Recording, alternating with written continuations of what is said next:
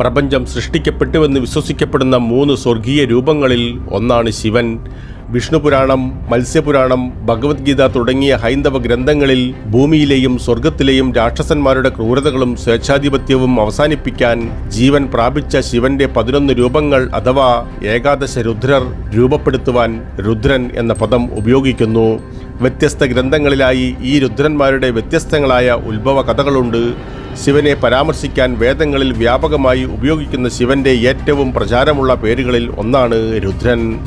വാസ്തവത്തിൽ ഒരു പ്രയോഗത്തിൽ അദ്ദേഹത്തെ രുദ്രശിവൻ എന്നാണ് അഭിസംബോധന ചെയ്യുന്നത്.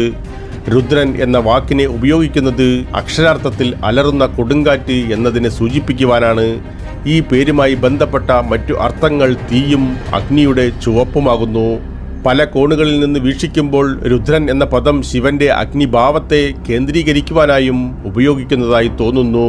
അതൊരു നാശത്തിൻ്റെ പ്രതീകമാണ്.